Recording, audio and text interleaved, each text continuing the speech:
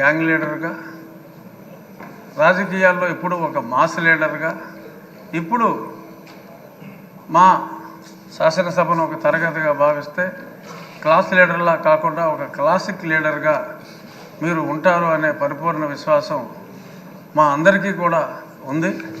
నిన్ననే మరి సింహంలాగా చెప్పుకునే వాళ్ళు సభకు వచ్చి వారి పేరు కూడా మర్చిపోయేలాగా పెప్ప అన్నారు.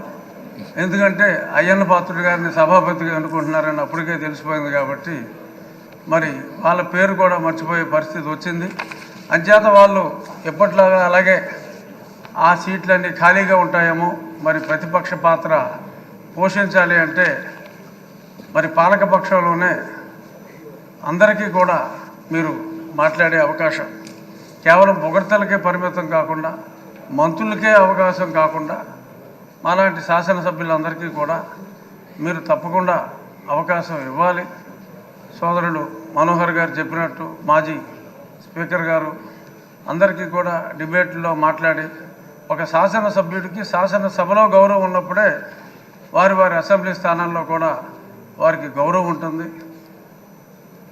శాసనసభ్యులందరి గౌరవం కూడా మీరు కాపాడగలరు అని మనస్ఫూర్తిగా భావిస్తూ మరిన్ని ఉన్నత శిఖరాలు ఒక రాజకీయ నాయకుడిగా, ఒక ప్రజల మనసు దోచుకున్న వ్యక్తిగా మీరు మరింత ఉన్నత శిఖరాలకి ఎదగాలని, మిమ్మల్ని మేము ఎప్పుడూ కూడా రాష్ట్ర ప్రజలు కూడా బీసీ నాయకుడిగా చూడలేదు. కొందరు నాయకులు ఇప్పుడు అన్నారు బీసీ నాయకుడు అని, కానీ ప్రజలందరి మన్నన ఉన్న అపరూపమైన నాయకుడు మా అయ్యన్న పాత్రుడు అని చెప్పి ఒక వర్గానికి మిమ్మల్ని పరిమితం కాదు, అందరి నాయకుడు మా అయ్యన్న పాత్రుడు, అందరి పాత్రుడు మా అయ్యన్న పాత్రుడు అని చెప్తూ ఆల్ ద బెస్ట్ సార్.